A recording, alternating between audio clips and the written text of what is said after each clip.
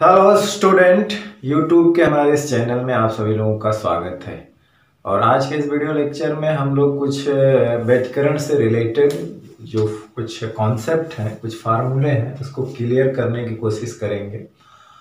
और उसके आधार पर कुछ छोटी छोटी चीज़ें जो है बताएंगे और कुछ टिप्स बताएंगे, जिससे कि हमारा जो न्यूमेरिकल है वो आसानी से लग सके। ठीक है, तो चलिए शुरू करते हैं हम थोड़ा सा कुछ कॉन्सेप्ट। जैसे कि इसमें कुछ थ्योरेटिकल नहीं है, सारी चीज़ें सब कॉन्सेप्ट है। जैसा कि हम लोग अभी जानते हैं कि अभी हमने देखा था कि ए स्क्वायर बराबर आया था A1 square A2 square plus 2A1 A2। ठीक है, ए मैक्स की बात अगर हम करें तो आई मैक्स के लिए तो एम्पलीट्यूड मैक्स होना चाहिए, है ना। ए मैक्स के लिए एक तरह से बात करें तो कहने का मतलब आई मैक्स के लिए कॉस फाई इक्वल टू +1 होना चाहिए। तो उस वक्त ये होता है। इस आधार पे अगर हम लोग देखा जाए तो A1 प्लस A2 का होल स्क्वायर होगा। और यहाँ पे देखा जाए तो I जो है मैक्स जो होगा वो प्रोपोर्शनल हो जाएगा A स्क्वायर। इस आधार पे I मैक्स प्रोपोर्शनल टू हो जाएगा A1 A2 का होल स्क्वायर, यही ना। तो ये कांस्टेंट अगर हम लिखाएं तो I max equal to K A1 A2 का होल स्क्वायर। ठीक है, उसी तरह आई मिनिमम के लिए क्या होना चाहिए, आई मिनिमम अगर करते हैं तो आई मिन के लिए कॉस फाई जो है -1, उस हिसाब पे हम दिखाएं तो यहाँ पे आई मिन ये आ जाएगा कि A2 का होल स्क्वायर, क्योंकि आई मिन के लिए जब -1 होगा तो ये माइनस आएगा। ठीक है ना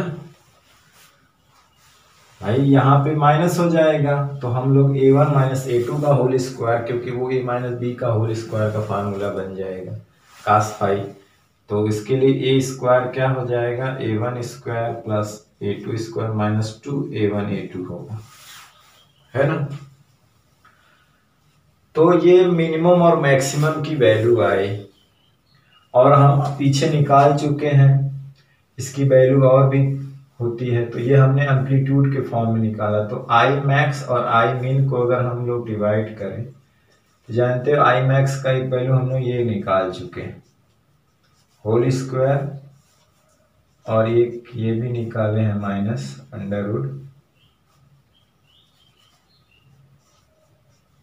-√I2 का होल स्क्वायर। और यहाँ पे देखें तो के कैंसिल हो जाएगा, A1 प्लस A2 का होल स्क्वायर A1 A2 का होल स्क्वायर, ये भी होगा। ठीक है, जैसे ये पहली बात करें तो ये चीज आप याद रखिएगा, ये होता है और ये भी। ठीक है,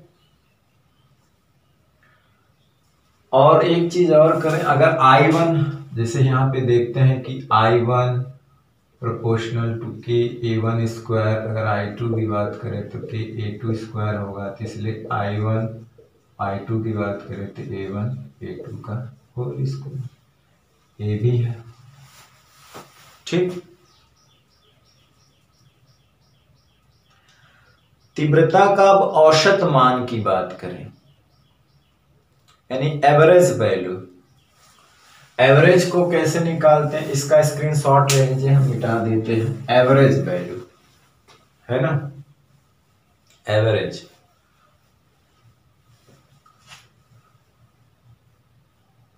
चलिए, तो एवरेज वैल्यू जो होती है वो आई मैक्स और मिन का औसत लिया जाता है।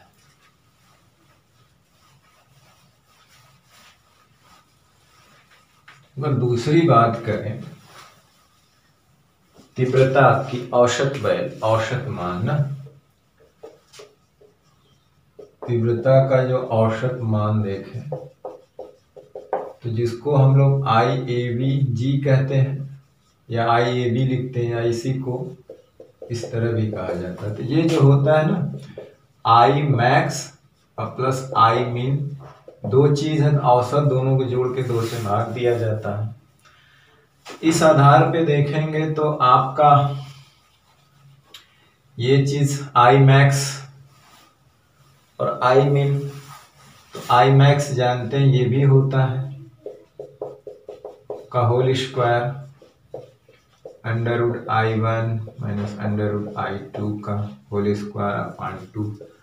अगर इसको आप फैलाएंगे तो इसका एक प्लस हुआ, इसका माइनस वाला पोर्शन कट जाएगा, तो हमें बचेगा I1 प्लस I2, इधर भी बचेगा I1 प्लस I2 बटे 2, मतलब 2I2 बटे 2, मतलब मिलके जाएगा। एवरेज वैल्यू हमेशा ये निकल के आती।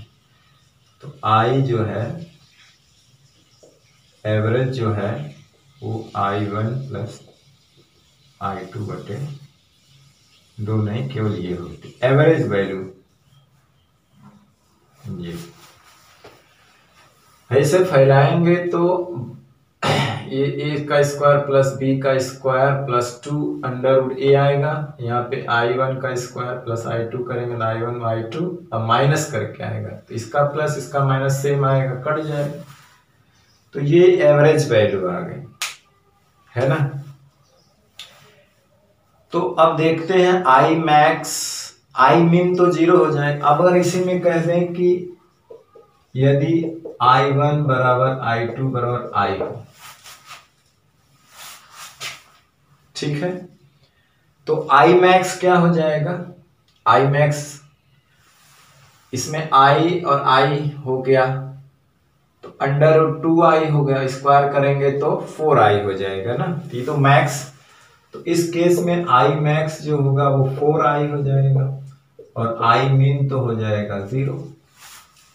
ये जब दोनों बराबर होंगे कट के 0, और I एवरेज क्या हो जाएगा,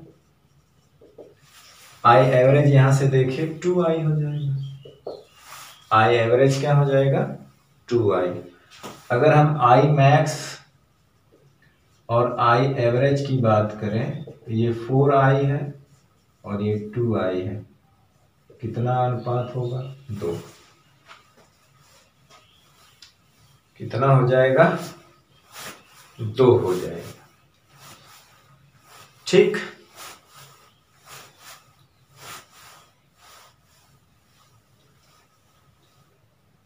चलिए इसको मिटा देते हैं, ठीक है, इसको अब मिटा दिया जाए।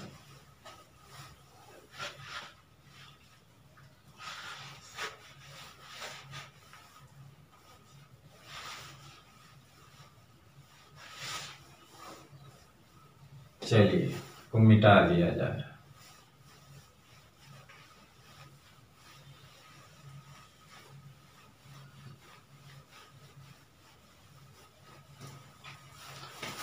अब एक चीज है कि व्यतिकरण प्रतिरूप की कोटि, व्यतिकरण प्रतिरूप की जो कोटि होती है, जो भी तीसरी चीज हो जो भी होगी, व्यतिकरण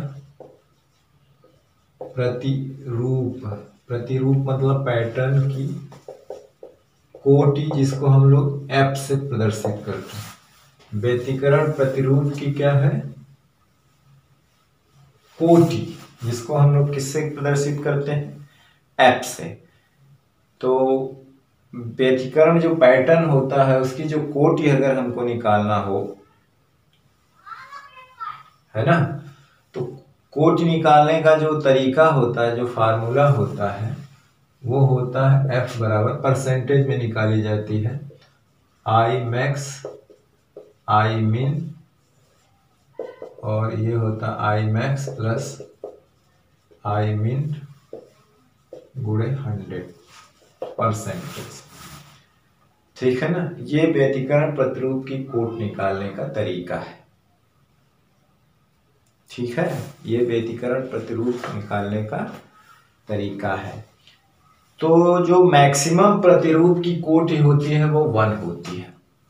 ऐसा पूर्ण विनाशी या पूर्ण संपोषी व्यतिकरण की स्थिति में होता है। अधिकतम होती है वो 1 होती है, यानी एफ मैक्स का मान अगर देखें तो अधिकतम जो होता है वो 1 होता है ना। और ये पूर्ण विनाशी हो या तो फिर पूर्ण संपोषी की स्थिति में प्रतिरूप की कोटि अधिकतम होती है और वो होती है 1, यानी कि 100% होती है। यानी कहने का मतलब पूर्ण विनाशी या पूर्ण संपोषी पूर्ण विनाशी या पूर्ण संपोषी की स्थिति में व्यतिकरण प्रतिरूप की कोटि जो है अधिकतम होती है।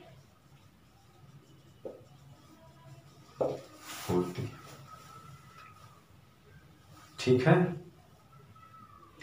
कभी व्यतिकरण प्रतिरूप की अगर कोटि निकालना हो तो इस तरीके से हम निकाल लेते हैं।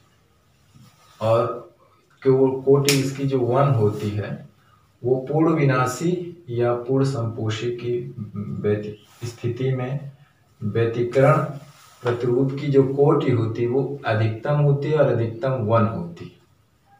ठीक है ना, अधिकतम क्या होती है? 1 होती है।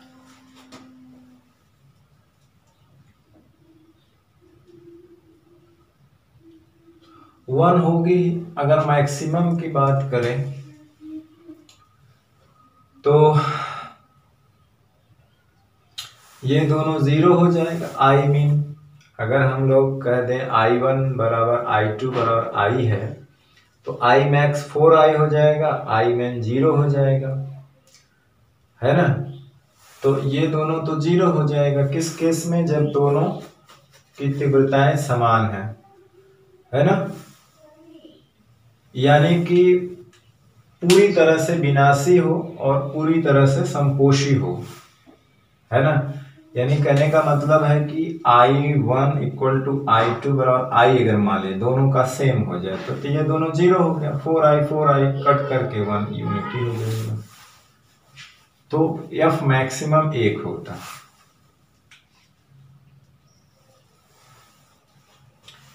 ठीक है, अगर मान लेते हैं सिंपल ईयर मैक्स की बात ना करें, चौथी बात इस सूत्र में जैसे I हमारा होता I1 I2 √2 I1 I2 cos phi.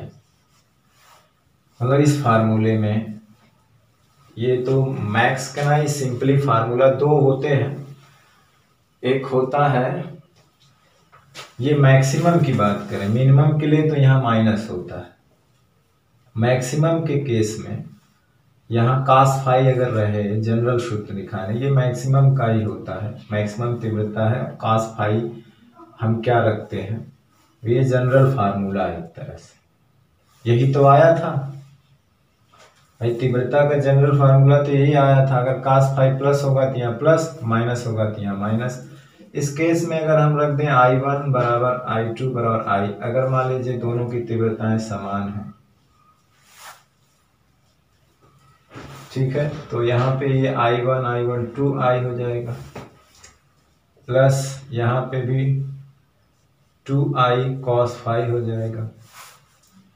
तीव्रता को हम जैसे कि कुछ नया नाम दे रहे हैं I डैश, क्योंकि ये दोनों ओर से I कट सकता है, तो यहाँ पे 2I कॉमन ले लेंगे तो यहाँ 1 प्लस cos फाई बचेगा। अब चाहे तो 1 प्लस cos फाई को हम लोग क्या लिख सकते हैं, 1 प्लस cos फाई जो होता है इसको लिख सकते हैं 2 cos स्क्वायर फाई बाई 2। तो अगर हम यहाँ पे चाहें तो यहाँ पे I डैश 2I है, गुणा लिख सकते हैं 2 cos square phi by 2, 2I cos square phi by 2। तो इस तरह से आई डैश जो हो जाएगा वो 4i cos स्क्वायर 5/2। अब 4i आई मैक्सिमम के बराबर होता है, तो आई डैश बराबर आई मैक्स cos स्क्वायर 5/2 ये होता है।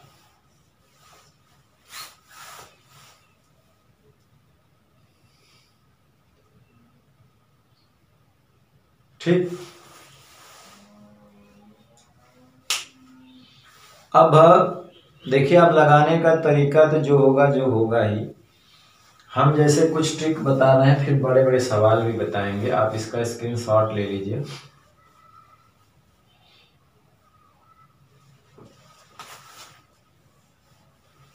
ये सब जो है ना थोड़ा सा कॉम्पिटिटिव लेवल का ट्रिक है।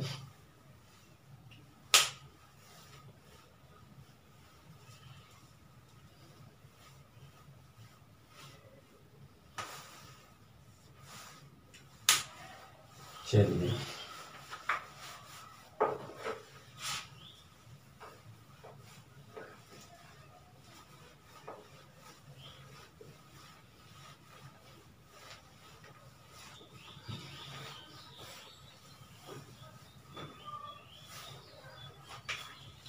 अब देखिए इसमें क्या है, योगांतर अनुपात के नियम से ना हम सवाल भी योगांतर अनुपात क्या होता है, चौथा जो भी हो, योगांतर अनुपात से हम सवालों कैसे लगाएंगे।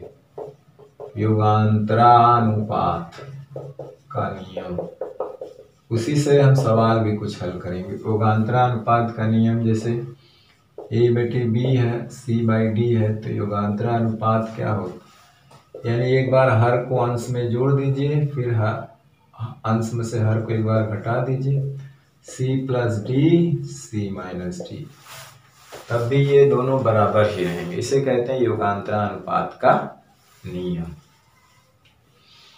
इसी पे हम जो है 2 सवाल हल कर रहे हैं, योगांतरानुपात के नियम पे हम 2 सवाल हल कर रहे हैं। ठीक है, फिर 2-4 सवाल और भी हल करेंगे, और फिर हम लोग देखेंगे कला संबद्ध स्रोत, अकला संबद्ध स्रोत, है ना, कला संबद्ध स्रोत तथा कला संबद्ध स्रोत। जैसे अब है कि कह रहा है, मान लीजिए क्वेश्चन है एग्जाम्पल के तौर पे, मतलब कि आई मैक्स और आई मिन इक्वल टू है 25/1, तो I1/I2 बराबर क्या हो जाएगा।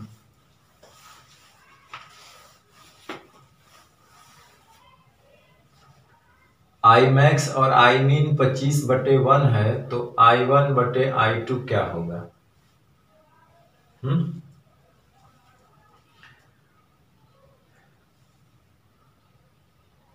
तो जानते हैं, एक चीज और भी जानते हैं हम कि आई मैक्स और आई मीन जो होता है वो A1 A2 A1 - A2 का होल स्क्वायर होता है, और यही बराबर हमारा क्या दिया है 25/1। वर्गमूल ले लेंगे तो A1 + A2 5/1 है ना। इसे हम लोग क्या लिख सकते हैं, इस आधार पे देखिए A1, इसे हम लोग क्या लिख सकते हैं, अगर इसको सिंपल करें तो A + B A - B A + AB लिख सकते हैं,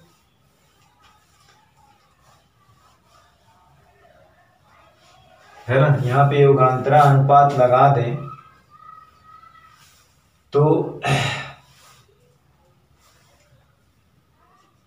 5 में 1 जोड़ दो, 5 में से 1 घटा दो, ये तो लगाया है, इसमें लगा दें हम, ये तो लगाया है, तो ये हो जाएगा कितना 6/4, यानी कि 3/2। तो इसे अगर हम सिंपल करें तो A1/A2 बराबर क्या हो जाएगा 3/2। अब जैसे देखिए इसी चीज को हम ये भी तो लिख सकते हैं और इसको ये भी तो लिख सकते हैं। तो यहाँ पर देखिए ये और ये हमने यहाँ पे इसको युगांतरानुपात लगा दिया, तो ये वाली चीज और ये वाली चीज यही है ना। तो सिंपल फिर इसको ये लिख सकते हैं ना A1/A2, और इसे सिंपल करेंगे तो 3/2 है ना। तो देखिए सिंपल A1A2 3/2 का एग्जाम्पल आ गया।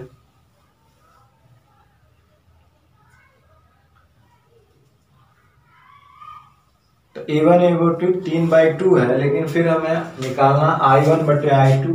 तो जानते हैं कि I1 I2 का क्या होता है A1A2 का होल स्क्वायर, और यही अनुपात 3/2 का स्क्वायर हो जाएगा। तो 9/4 क्या हो गया 9/4। उस तरह से हम क्या करते, क्योंकि हमें I max I min दिया है, तो हम I1 I2 कैसे निकालते है ना। तो यही फार्मूला हम जानते हैं, युगांतरा अनुपात का नियम यहाँ हमने लगा दिया। ये और ये फैला हुआ फॉर्म था, फिर उसको बटोर के ये वाला फॉर्म, इसको हल कर दिया, इसको बटोर के ये कर दिया। ठीक है।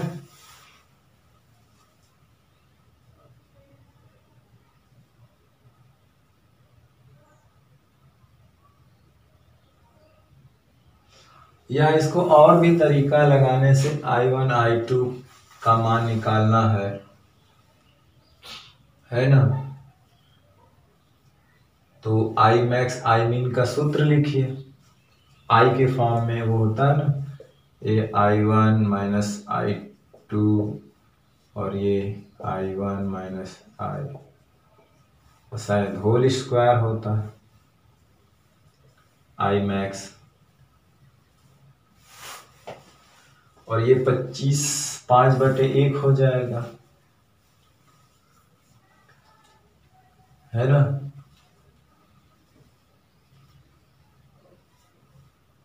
तो ये थोड़ा सा बड़ा पड़ेगा, मतलब इसमें जटिलता आ जाएगी, इसको सॉल्व करना थोड़ा सा मुश्किल काम है। तो ये वाला तरीका ज़्यादा अच्छा है ना। I max I min को A1 A2 के फॉर्म में निकाल लीजिए, फिर I1/I2 का ये होता हमने अभी बताया था, निकल जाएगा।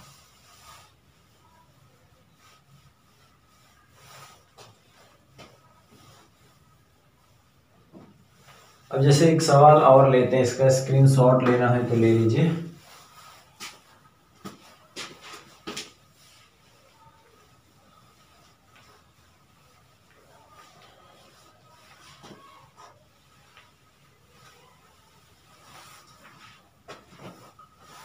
अब जैसे एक सवाल और लेते हैं,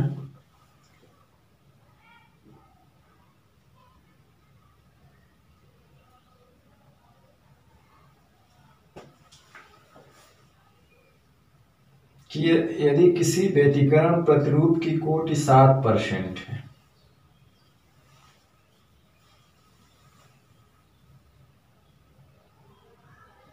जैसे एक सवाल है, ये परीक्षा में पूछेगा कि नहीं, लेकिन जो अभी हमने बताया उसके ऊपर है। यदि किसी व्यतिकरण प्रतिरूप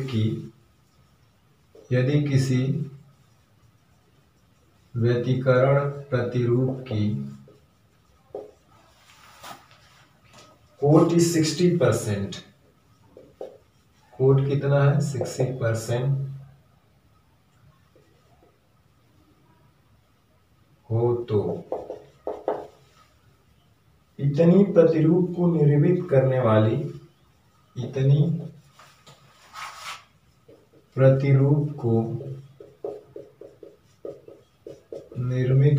वाली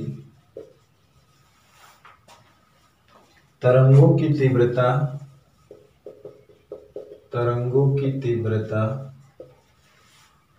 तथा आयाम का अनुपात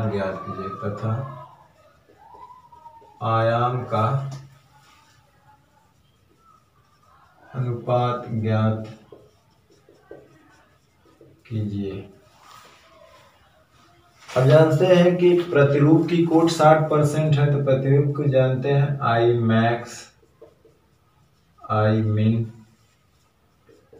ये I max plus I min बराबर 60% है, मतलब 60/100 100। 60 बटे क्या है 100। इसको काटेंगे 20 तिहाई 60, 20 पच्चे 100। अब एकांतरा अनुपात यहाँ लगा दीजिए। तो एकांतरा अनुपात लगा देंगे यहाँ पे, तो ये हो जाएगा, इसको पहले उलट दीजिए। उलट देंगे तो I max plus I mean ऊपर हो जाएगा और I max minus I mean नीचे, और ये हो जाएगा 5/3, यानी 5 + 3, 5 - 3, ये हो जाएगा 8/2, यानी 4/1। इसे योगांतरानुपात ये था ना, इसको और सिंपल कर दीजिए तो ये हो जाएगा आई मैक्स आई मीन। यहाँ लिख दीजिएगा योगांतरानुपात से, योगांतरानुपात से।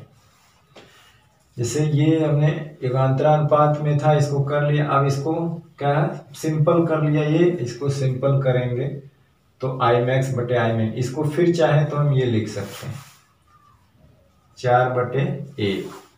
अगर हम योगांतरानुपात लगाएं यहाँ पे तो फिर यही आएगा, मतलब 4 में 1 हम जोड़ दें तो 5 हो जाएगा, 4 में से 1 घटाएं तो 3 हो जाएगा, तो फिर वही चीज आ जाएगी। तो आई मैक्स आई मीन तो मिल गया, लेकिन I1 I2 चाहिए और A1 A2 चाहिए, है ना। तो जानते हैं आई मैक्स आई मीन होता है A1 A2 और A1 - A2 का होल स्क्वायर।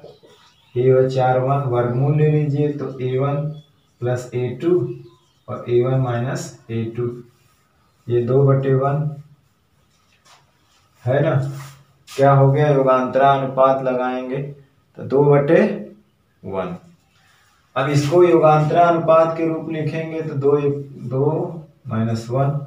अब देखो, अब इनको बटोर दो तो ये हो जाएगा A1/A2 और ये हो जाएगा 3/1। तो A1 A2 में 3 और 1 का अनुपात। बटोरने का मतलब इसको सिंपल कर दो, इसको फैला हुआ रूप है ना, इसको बटोर दो तो A1/A2 और इसको हल कर दो 3/1। ये यही चीज लिखा हुआ है, इसको ये लिखो चाहे वो लिखो।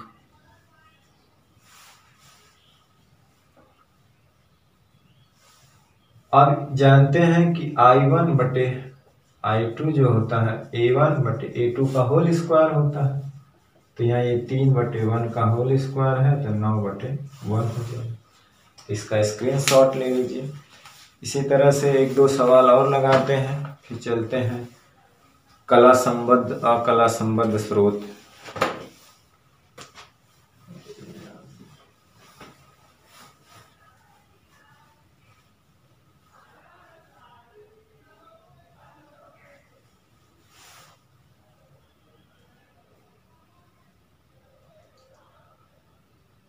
तो इस तरह से बहुत आसानी से हल हो जाएगा।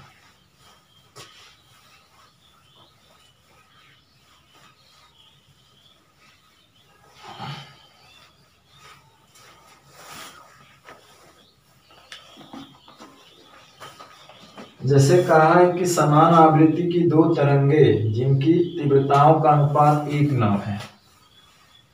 क्वेश्चन है कि समान आवृत्ति की 2 तरंगे, है ना, समान आवृत्ति की 2 तरंगे जिनकी तीव्रताओं का अनुपात 1:9 है, जिनकी तीव्रताओं का अनुपात 1:9 है, एक दूसरे पर अध्यारोपित होती है, एक दूसरे पर अध्यारोपित होती है। एक दूसरे पर क्या होती हैं, समान आवृत्ति की 2 तरंगे हैं जिनकी तीव्रताओं का अनुपात 1 और 9 है, एक दूसरे पर क्या होती हैं, अध्यारोपित होती हैं। परिणामी तरंग की अधिकतम या न्यूनतम तीव्रताओं का अनुपात ज्ञात कीजिए। मतलब है कि आई मैक्स और आई मिन क्या होगा, तो है ना।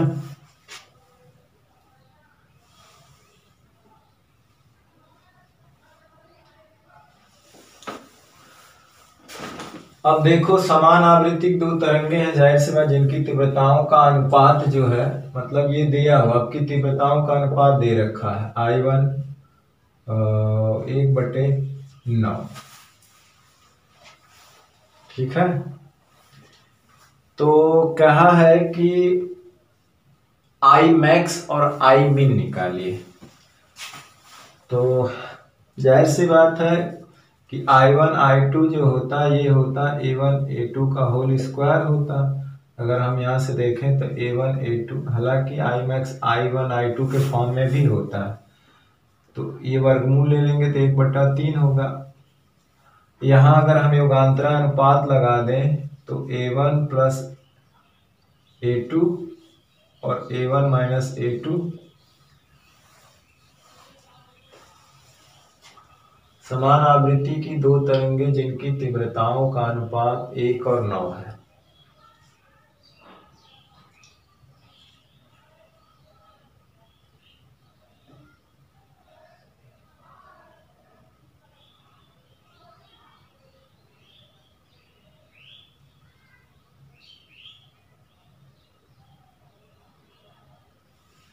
इसको उलट देंगे तो कोई फर्क नहीं पड़ेगा, A2 में से A1 घटाएंगे या A2 में A1 जोड़ेंगे, है ना, तो वही बात होगी। यानी पॉजिटिव लेना है, एक माइनस हमें पॉजिटिव लेना, 1 - 3 और 1 + 3 करें या 1 - 3 करें तो हो जाएगा 4/2 एक तरह से, है ना। अभी इसका स्क्वायर होगा तो युगांतरा अनुपात, और यही जानते हैं क्या होता है, यानी कि इसको अगर हम काट दें तो 2/1 हो जाएगा, माइनस से रखें। अच्छा, और आई मैक्स और आई मिन बराबर देखिए क्या होता है, आई मैक्स और आई मिन होता है A1 + A2 या A1 - A2 का होल स्क्वायर होता है। तो ये चीज A1 + A2 या -2/-1 है का स्क्वायर ऑलरेडी पॉजिटिव आएगा, तो ये क्या हो जाएगा 4/1, यानी 4:1 आएगा। सिंपल है, योगांतरा अनुपात हमने लगा दिया। यहाँ लिख दीजिए योगांतरा अनुपात से, योगांतरानुपात से सिंपल ही निकल गया।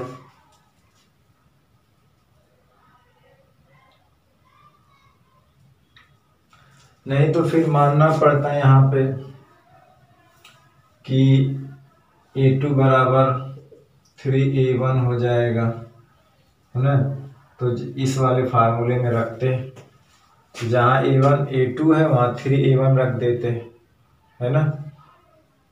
जहाँ A2 है 3A1 रख देते, तो इस पे रखने से तो भी आ जाएगा।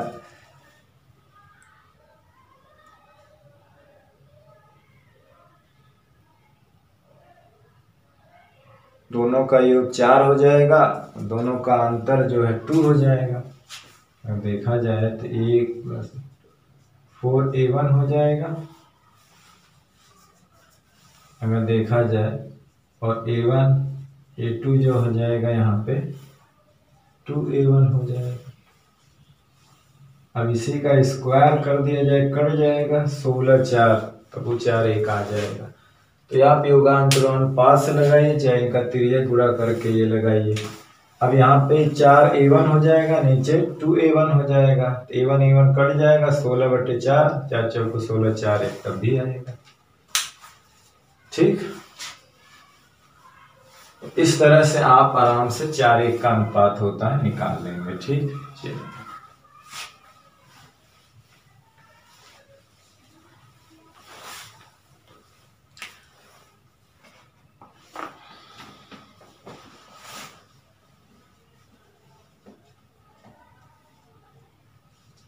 अब जैसे कह रहा दो तरंगों की तीव्रताओं का अनुपात 9:16 है।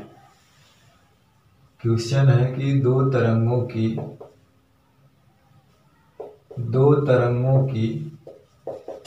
तीव्रताओं का अनुपात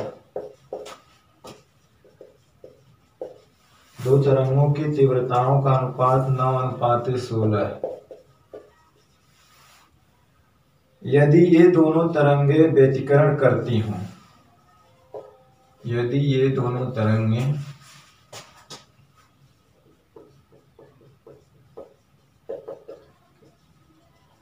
व्यतिकरण करती हों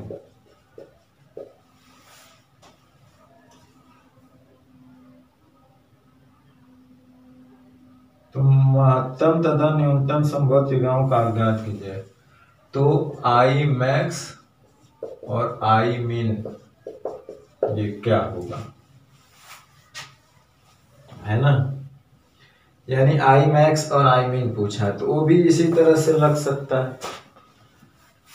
तीव्रताओं का अनुपात दे रखा है I1/I2, वहां आयाम का अनुपात दिया था पहले सवाल में, नहीं तीव्रताओं का ही अनुपात दिया था तो उससे आयाम का अनुपात, ये 9:16 है, ठीक। और यही बराबर होता A1/A2 का होल स्क्वायर 9/16। अब इससे क्या हो जाएगा A1/A2 3/4, है ना। अब क्योंकि बाद में मैक्स स्क्वायर है तो उससे कोई फर्क नहीं पड़ेगा, आप चाहे तो दूसरा तरीका या तो आप यहाँ योगांतरानुपात लगा दीजिए, है ना। क्योंकि हमें पॉजिटिव लेना है तो 4 में से 3 को घटा दीजिए। जैसे हम चाहें तो यहाँ पे लिख से योगांतरानुपात लगा सकते हैं, योगांतरानुपात से तो A1+A2 और यहाँ से क्या हो जाएगा A1-A2। तो कहने का मतलब है यहाँ पे हम लोग क्या कर सकते हैं 3+4, यहाँ पे पॉजिटिव लेने के लिए ये एक तरह से ऐसा होता है तो 4-3 कर सकते हैं, तो 4×3 = 7 /1 हो जाएगा, है ना। अब जानते हैं कि आई मैक्स, अब देखिए ये इसका मान निकल गया ना युगांतरानुपात सीधे, और आई मिन बराबर होता है A1/A2 का होल स्क्वायर, और ये 7/1 का होल स्क्वायर है तो 49/1, इतने का अनुपात आएगा, ठीक है। कितना सिंपल से लग गया, ठीक।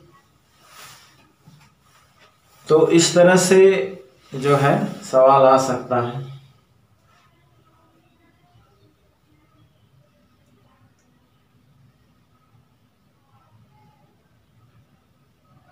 जैसे एक सवाल और है, फिर हम लोग चलते हैं एक लास्ट सवाल की तरफ, ठीक है। और बहुत बार पूछा भी है ना, पूछता भी है बहुत बार, इम्पोर्टेंट सवाल।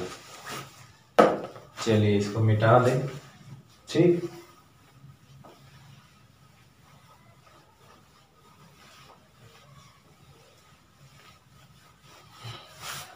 एक सवाल यह है कि यदि एक ही आवृत्ति तथा एक ही आयाम की, एक आवृत्ति और एक ही आयाम एक ही दो तरंगे किसी बिंदु पर एक साथ पहुंचती हैं।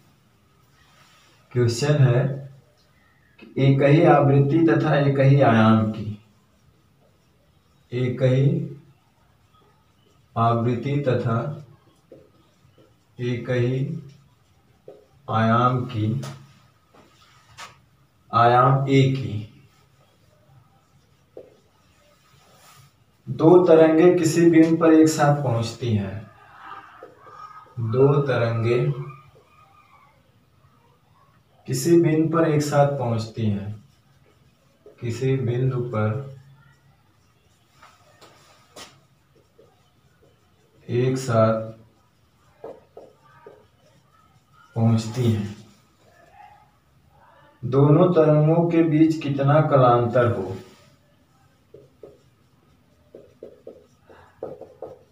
तरंगों के कितना कालांतर हो दोनों तरंगों के बीच कितना कालांतर हो कि परिणामी तरंग का आयाम कि परिणामी तरंग का आयाम क्या हो, 2a हो, और करड़ी में 2a, तीसरा एक ठो लगाएंगे, बाकी आप ये लगाइएगा, a हो, चौथा जो है 0 हो। आवृत्ति तो ओमेगा ठीक है, आयाम भी एक ही है, आयाम नहीं बदल रहा है, ठीक है ना। दो तरंगे किसी बिंदु पर एक साथ पहुंचते हैं, कितना कालांतर हो, मतलब फाई कितना हो कि परिणामी तरंग का आयाम ये हो, परिणामी तरंग का आयाम ये हो, है ना। हम जानते हैं कि a बराबर क्या होता है, a1 square a2 square 2a1 a2 cos phi, phi पूछ रहा है। पहला सवाल अगर हम देखें, पहले केस में कह रहा है कि ये दोनों बराबर हो और परिणामी 2a हो, तो इसको हम 2a रख लेते हैं और इनको बराबर कर देते हैं, a स्क्वायर, ये दोनों बराबर है तो ये भी 2a स्क्वायर cos फाई। अब ये देखिए 2a स्क्वायर ये भी है ये भी, तो 2a स्क्वायर कॉमन ले लेंगे तो 1 प्लस cos फाई, ठीक है। अब इसको क्या लिख सकते हैं, इसको लिख सकते हैं 2 cos स्क्वायर फाई बाई 2। अब ये 2 4 सब वर्गमूल से बाहर आ सकते हैं, तो ये 4a स्क्वायर है तो 2a हो जाएगा और ये हो जाएगा cos phi by 2, 2a cut गया, cos फाई बाई 2 बराबर हो गया 1। तो 1 cos कितने का मान 1 होता है, तो cos 0 का मान 1 होता है, क्यों, cos 0 का मान ही तो 1 होता है, तो इसलिए cos हट जाएगा, फाई बाई 2 इक्वल टू 0, तो फाई इक्वल टू 0, 0 डिग्री होगा कालांतर। पहले केस में क्या आंसर आएगा, 0। उसी तरह से आप ये सब रख करके निकाल लीजिएगा, ठीक है। अब चलते हैं एक बहुत अच्छा सवाल और बहुत इंपॉर्टेंट सवाल लगाने, ठीक है, जो अक्सर पूछा गया है, ठीक है।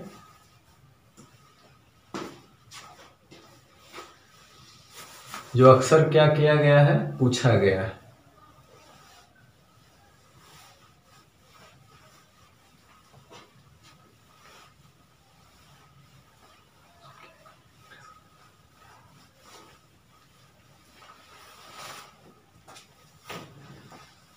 ठीक है, तो इस सवाल को हम जो है लगाते हैं।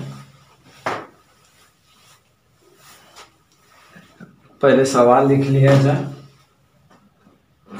सवाल है कि दो कला संबद्ध स्रोतों की तीव्रताओं का अनुपात बीटा है। दो कला संबद्ध स्रोत अभी पढ़ाएंगे। स्रोतों की तीव्रताओं का अनुपात बीटा है। तीव्रताओं का अनुपात बीटा है। व्यतिकरण में सिद्ध कीजिए कि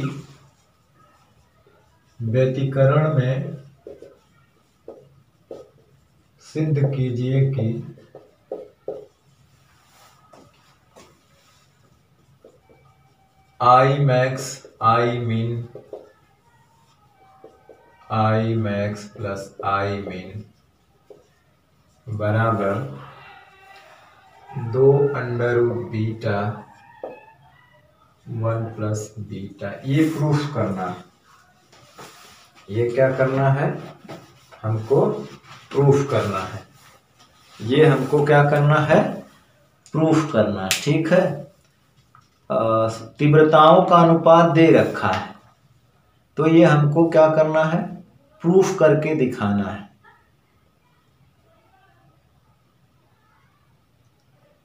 ठीक है ना।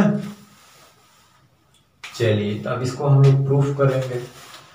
हमें क्या दिया है, बीटा बराबर दिया है, प्रूफ दिया है बीटा तीव्रताओं का अनुपात, बीटा I1 बटे I2 दिया हुआ है। ठीक है, ये चीज हमको दे रखी है।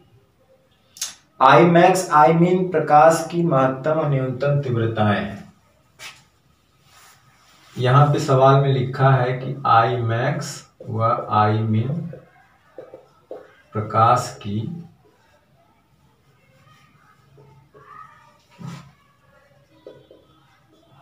अधिकतम व न्यूनतम तीव्रताएं हैं। ठीक है, ये दिया हुआ है। अब इसे हमें प्रूफ करना है। ठीक, बीटा हमारा दे रखा है इतना। अब देखिए यही बराबर हम जानते हैं कि A1 बटे A2 का होल स्क्वायर होता है बीटा बटे 1, या अब हम यहां से जान जाए कि A1 बटे A2 हो जाएगा अंडर रूट बीटा, यही ना, अंडर रूट बीटा होगा या 1।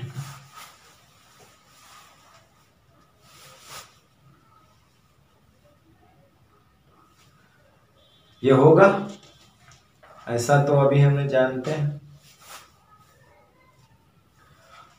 आप इसको चाहें तो युगांतरा अनुपात भी लगाएं, या तो इसको आप चाहें तो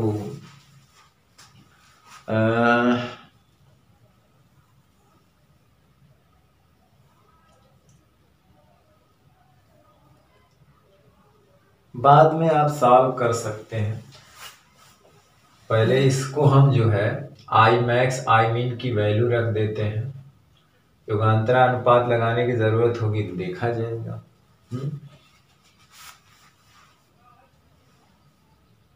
यानी कि जहां बीटा अंडर रूट है वहां A1 बाई A2 होना चाहिए, और जहां बीटा है वहां A1 बाई A2 का होल स्क्वायर होना चाहिए।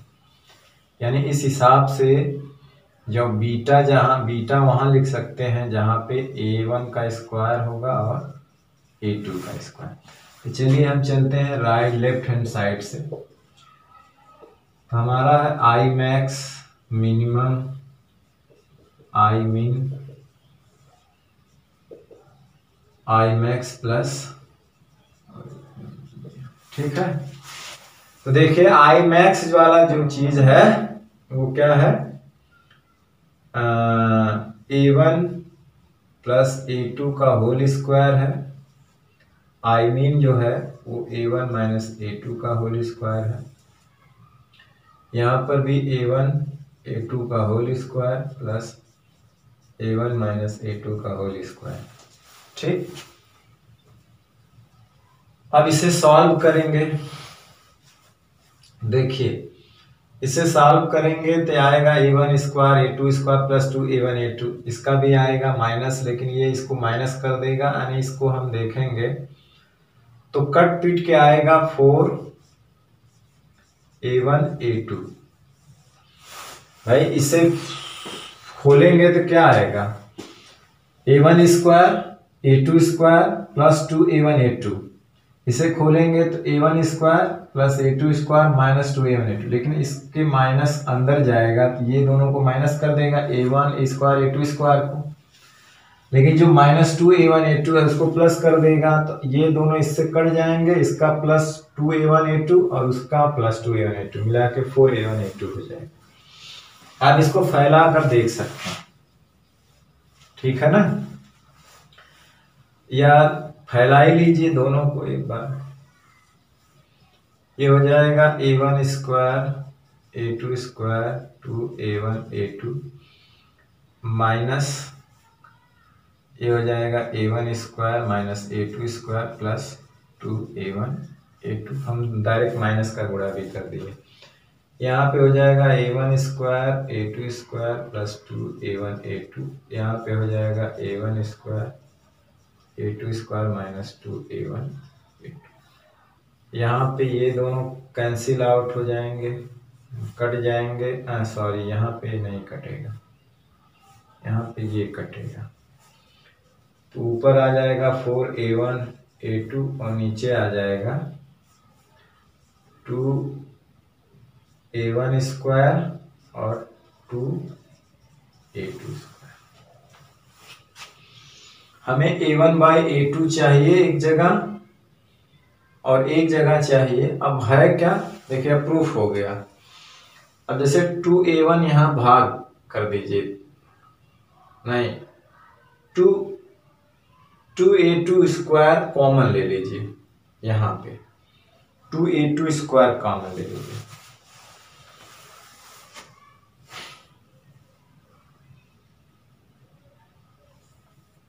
या दो कॉमन लेकर, हाँ दो कॉमन ले लीजिए। चलिए हम यहाँ पे लिख देते हैं, इतनी जगह है यहाँ पे लिख देते हैं। तो 2 स्क्वायर कॉमन ले लीजिए, तो ये 4A1A2 है, 2A2 स्क्वायर कॉमन, तो इधर बचेगा A1 square A2 square plus 1। 2 से 2 कट गया, 1 इससे कट जाएगा, तो ऊपर बचेगा 2A1, हाई जो है A2। मतलब हम इसको ऊपर ले रहे हैं तब भी वो नीचे ही है, समझ लीजिए। और नीचे आ जाएगा 1A1 स्क्वायर A2 स्क्वायर। अब देखिए A1/A2 को क्या लिख सकते हैं, √B, और A1 स्क्वायर A2 स्क्वायर को B लिख सकते हैं। तो अब तो प्रूफ है, हो गया। तो लिख सकते हैं ऊपर 2√बीटा और इसको लिख सकते हैं 1/बीटा। ये हो गया राइट आंसर। तो यहाँ से देखिए A1/A2 √बीटा 2 हो जाएगा, A1 स्क्वायर A2 स्क्वायर को सिर्फ बीटा, प्रूफ हो गया।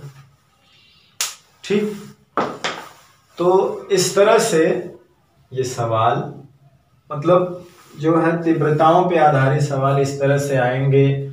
आप योगांतरा का अनुपात लगाइए या A1 का वैल्यू A2 के फॉर्म में बदल करके उसमें रख दीजिए, है ना। या तो जैसे कि इस वाले फार्मूले में जो आई मैक्स और आई मीन का जो निकालते हैं, तो उसमें योगांतरा अनुपात जो हमने अभी बताया वो लगाइए। या तो आप A1 A2 को किसी एक में बदल लीजिए, जैसे आ गया A1/A2 3/2 या 3:1।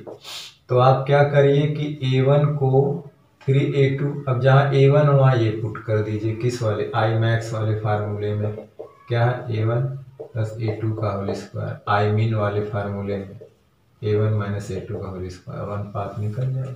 या तो फिर योगांतरा अनुपात वहीं लगा दीजिए, है ना। बाकी किताबों में तो सवाल बहुत सारे दिए हैं।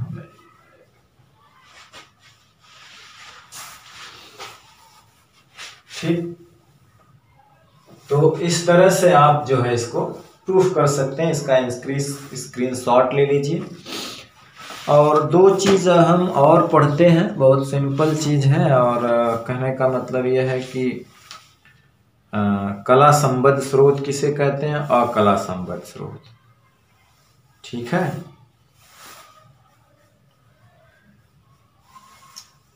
तो चलिए अब इसको मिटा देते हैं और ये 2 चीज पढ़ा करके वहीं खत्म करते हैं। आगे हम लोग पढ़ेंगे फ्रिंज विड्थ की चौड़ाई, यानी यंग डबल एक्सपेरिमेंट, और थोड़ा बहुत कला संबद्ध अकला संबद्ध स्रोत के बारे में और भी थोड़ा बहुत जानकारी होगी, कर देंगे। आज थोड़ा सा ऊपर की चीज है। ठीक है,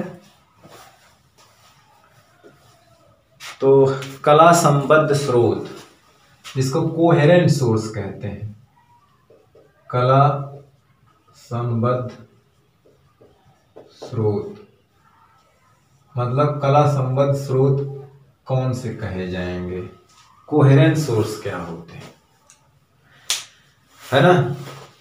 कुछ विशेषताएं होती हैं कोहेरेंट सोर्स की, जैसे कि 2 वेव जो होती हैं जब कहीं से निकलती हैं तो वो कोहेरेंट, मतलब है कि प्रकाश स्रोत से, एक ही प्रकाश स्रोत से अगर हम अकला संबद्ध स्रोत को कला संबद्ध स्रोत कैसे बनाया जाता है, एक सिंगल स्रोत से हम नहीं बना सकते, है ना,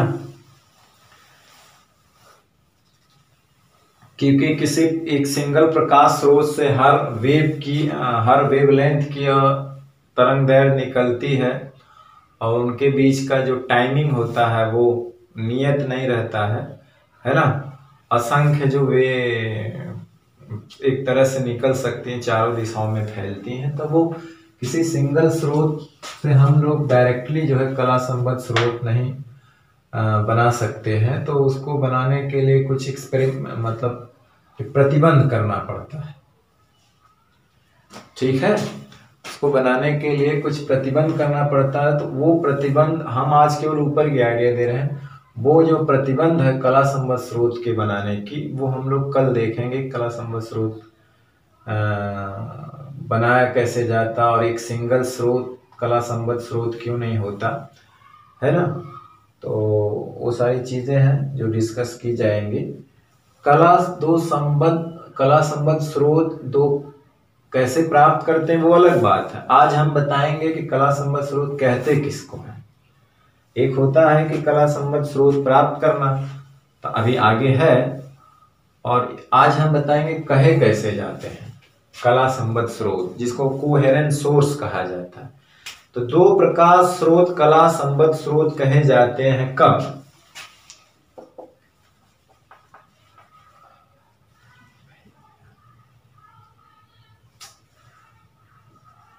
दो प्रकाश स्रोत कला संबद्ध स्रोत कहे जाते हैं। दो प्रकाश स्रोत कला संबद्ध स्रोत कहे जाते हैं यदि क्या क्या कंडीशन हो। यदि दोनों की निकलने वाली यानी उनकी आवृत्ति बराबर हो। पहली है कि उनकी आवृत्ति बराबर हो, आपस में क्या हो, आवृत्ति बराबर हो। दूसरी चीज उनकी तरंगदैर्घ्य भी बराबर हो। क्या हो कि तरंगदैर्घ्य बराबर हो, तरंगदैर्घ्य बराबर हो। तीसरी महत्वपूर्ण बात, ये तो आवृत्ति बराबर हो, यानी उनके बीच का जो कलांतर हो वो नियत हो, उनके बीच कलांतर स्थिर हो। यानी उनके जिससे जो तरंगे निकलती हैं उनके बीच का कलांतर क्या होती है, कलांतर जो है स्थिर हो। स्थिर हो मतलब नियत हो, मतलब टाइम के साथ वो बदले ना। टाइम के साथ वो क्या करे, बदले ना। मतलब है कि शुरू से ले लास्ट तक जो है वो फिक्स हो। जो भी कलांतर 0 डिग्री है 0 ही बना रहे, 2 पाई है तो 2 पाई बना रहे, 4 पाई है तो पाई बना रहे, या पाई है तो पाई बना रहे। कलांतर फिक्स होना चाहिए, कलांतर समय पे निर्भर ना करे।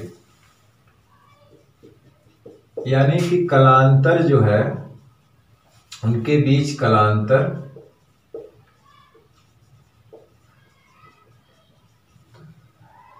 समय पर निर्भर न करे, समय पर निर्भर न करे।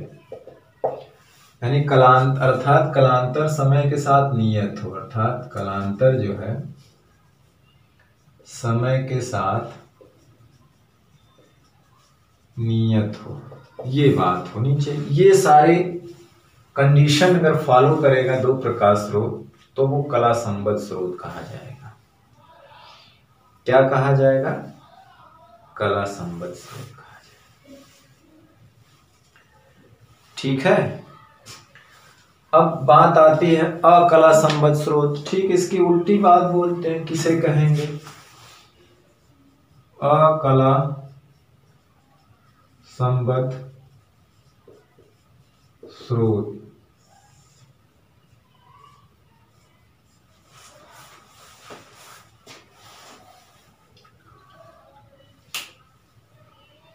यानी कि कोहेरेंट सोर्स जो ना हो, है ना, अकला संबद्ध स्रोत। तो वो अकला संबद्ध स्रोत वो होता,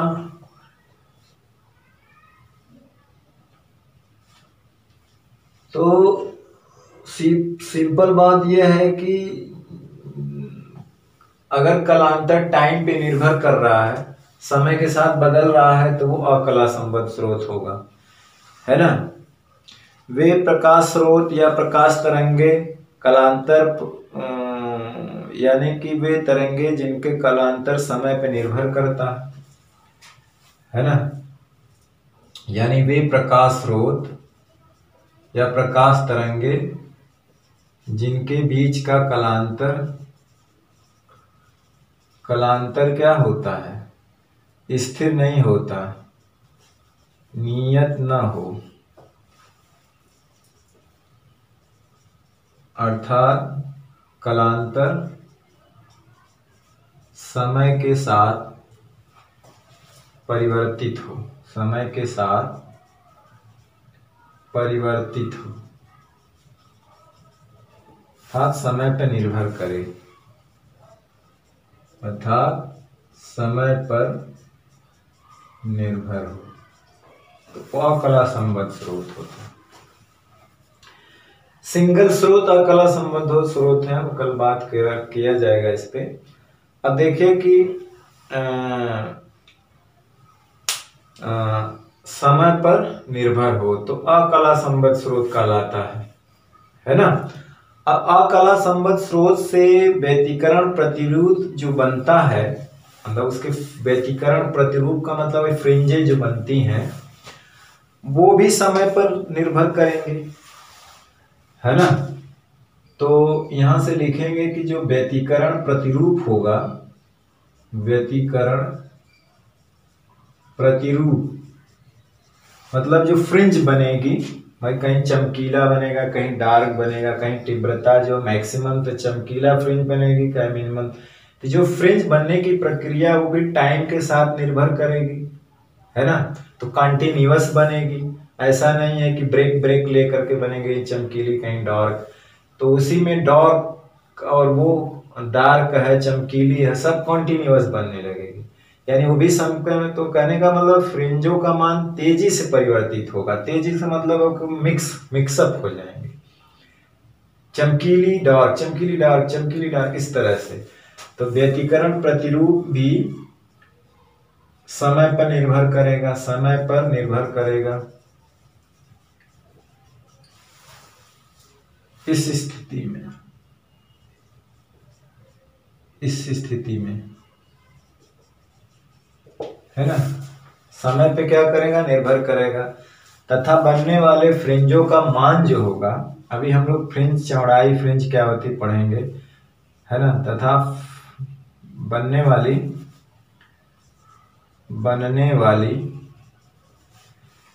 फ्रिंजों का मान तेजी से परिवर्तित होगा, बनने वाली फ्रिंजों का मान तेजी से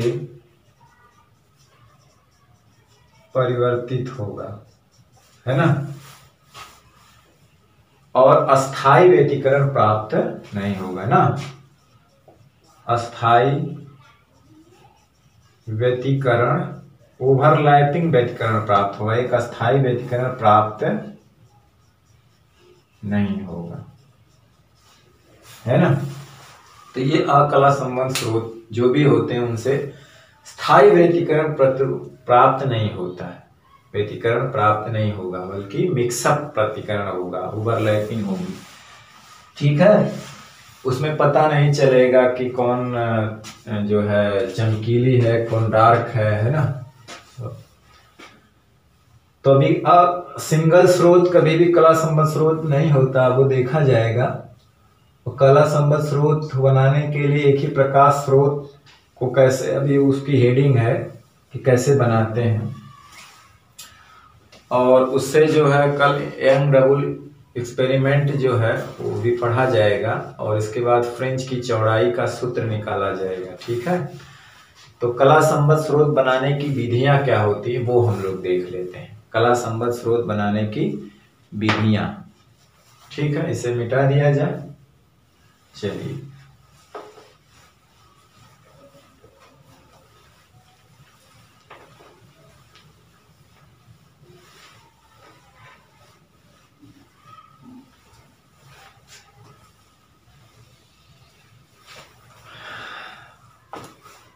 कला संबद्ध स्रोत बनाने की विधियां।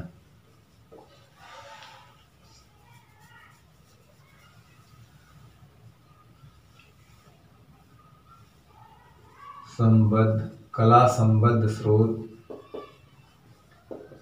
बनाने की विधियां। कला संबद्ध स्रोत बनाने की विधियां। पहला है तरंगाग्र विभाजन विधि। पहली विधि है तरंगाग्र के विभाजन की विधि द्वारा ना, तरंगाग्र विभाजन विधि द्वारा, तरंगाग्र विभाजन द्वारा ये तरंग विभाजन विधि। अब इसमें क्या होता है, तरंगाग्र विभाजन द्वारा क्या होता है, इसमें एक ही प्रकाश स्रोत लिया जाता है। एक प्रकाश स्रोत से जो तरंगाग्र बनता है उसको दो भागों में बांट दिया जाता है। तरंगाग्र को आधे आधे भागों में क्या है, विभाजित किया जाता है, और उनके बीच तब कलांतर क्या होता है, नियत रहता है। मतलब क्या है, इसमें क्या करते हैं कि इसमें एक ही प्रकाश स्रोत, जिसका उदाहरण है यंग डबल स्लिट एक्सपेरिमेंट, है ना।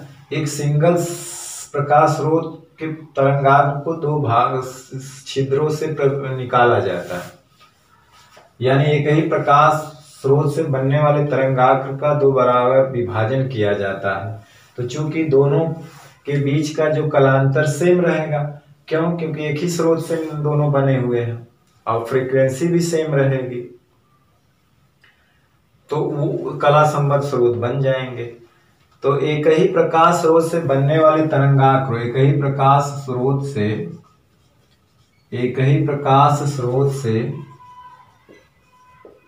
बनने वाले तरंगाग्र को, है जो बनने वाला तरंगाग्र है, को दो बराबर भागों में विभाजित किया जाता है। दो बराबर भागों में विभाजित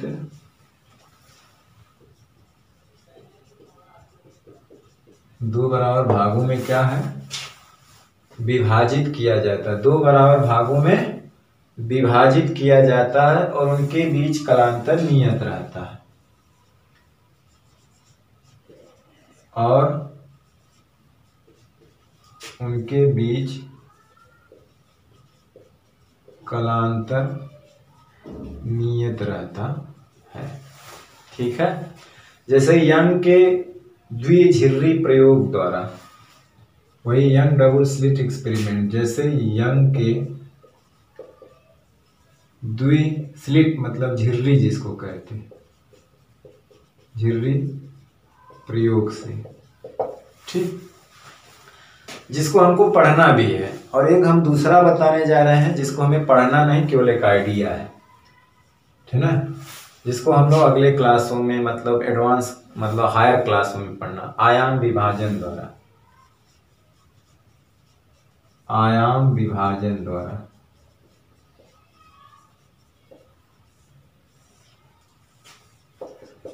इसमें आयाम को विभाजन कई भागों में बांटा जाता है। आयाम को, तो इस विधि में एक ही तरंग के आयाम को, इस विधि में क्या, एक ही तरंग के आयाम को जो है विभिन्न बराबर भागों में विभाजित किया जाता है।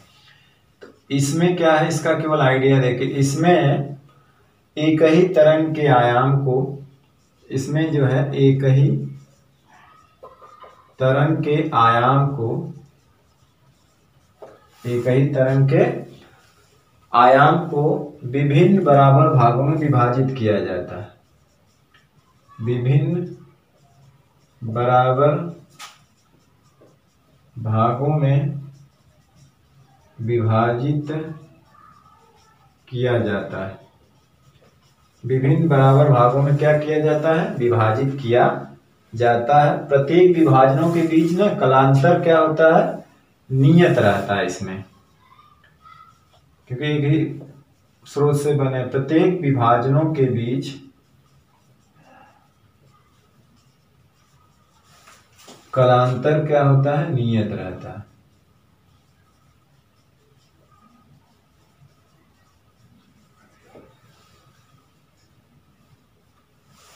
ठीक है ना। अब कहां कहां ऐसा प्रयोग किया जाता है? जैसे जल की सतह पर तेल की फिल्म है ना, से जल की सतह पर तेल की बनी फिल्म, इस विधि द्वारा फिल्म बनती है तो व्यतिकरण प्रतिरूप प्राप्त होता है। साबुन के घोल से बने बुलबुले से परावर्तित प्रकाश, साबुन के घोल से बने बुलबुले से परावर्तित प्रकाश, इसको हम प्रूफ भी किया गया है कि ये भी एक व्यतिकरण का प्रतिरूप होता है। जल की सतह में तेल की जो फिल्म चमकीली बनती है वो व्यतिकरण के कारण, साबुन के घोल से बने बुलबुले जो चमकते हैं कई कलर में, वो भी क्या होता है? व्यतिकरण की घटना होती है। तो उसमें किसका डिवीजन होता है? एम्पलीट्यूड का, एक ही तरंग के एम्पलीट्यूड का डिवीजन होता है कई भागों में। ठीक है ना। तो वहां पे भी व्यतिकरण दिखाई देता है, प्रकाश। ठीक है। तो ये तरीका है, इसका भी आइडिया हम थोड़ा सा आगे देंगे। और तरंगांक विभाजन द्वारा तो जस्ट आगे है। ठीक है। तो ये अकला संबद्ध स्रोत को कला संबद्ध बनाने का ये तरीका है। ठीक है। कला संबद्ध स्रोत बनाने की विधियां, अकला संबद्ध स्रोत से व्यतिकरण प्रतिरूप नहीं प्राप्त होता है, क्योंकि फ्रिंजेस टाइम पर निर्भर करती हैं बनने वाली ना, और वो तेजी से परिवर्तित होती हैं। जैसे जैसे टाइम चेंज होता वैसे वैसे परिवर्तित, वो स्थिर नहीं रह पाती कि एक के बाद स्टेप वाइज नहीं बनती है, मिक्सअप हो जाता है। तो एक क्लियर कट प्रतिरूप फ्रिंज का नहीं बनता। तो अभी उसको हम लोग सिंगल स्रोत से कैसे फ्रिंज व्यतिकरण प्रतिरूप नहीं प्राप्त होता है या कला संबद्ध स्रोत नहीं बनाया जा सकता है। यहाँ पर भी देखिए, एक ही प्रकाश स्रोत को दो बराबर भागों में बांटा गया है। यहाँ एक ही तरंग के आयाम को कई बराबर भागों में बांटा गया है। तो ये सारी चीज़ें हैं। यंग डबल स्लिट एक्सपेरिमेंट क्या है? बहुत सिंपल है ये। और फिर हम लोग फ्रिंज विड्थ की चौड़ाई, जो फ्रिंजें बनती हैं उसकी चौड़ाई का फार्मूला डिराइव करेंगे। ठीक है। उनके फ्रिंज का फार्मूला जो है वो हम लोग क्या करेंगे? डिराइव करेंगे। ठीक। तो आज का वीडियो लेक्चर जो है हम यहीं पे समाप्त करते हैं, और नेक्स्ट वीडियो लेक्चर में आप उस टॉपिक के साथ, नेक्स्ट टॉपिक के साथ आएंगे। और हम आशा करते हैं, आई होप कि ये जो प्रयास है, ये वीडियो लेक्चर जो ये टॉपिक जो है न्यूमेरिकल व्यतिकरण पे आधारित, तीव्रताओं आयाम पे आधारित न्यूमेरिकल जो योगांतरण विधि द्वारा बहुत सिंपल तरीका आपको पसंद आया होगा। और आपको अगर ये अच्छा लगे, पसंद लगे और आपको ये समझ में आया हो तो मेरे वीडियो को लाइक कर सकते हैं और ज़्यादा से ज़्यादा लोगों तक शेयर कर सकते हैं। और कमी जो भी हो या अच्छा जो भी हो और कमेंट के माध्यम से बता सकते हैं। और जो लोग अभी तक मेरे चैनल को सब्सक्राइब नहीं किए हैं, जो भी न्यू छात्र हैं पढ़ने वाले, तो प्लीज़ वो मेरे चैनल को सब्सक्राइब कर लें। ठीक। तो चलिए नेक्स्ट वीडियो लेक्चर में नेक्स्ट टॉपिक के साथ फिर मिलते हैं। तब तक पढ़ाई करते रहिए, पढ़ते रहिए। All the very best. Thank you very much.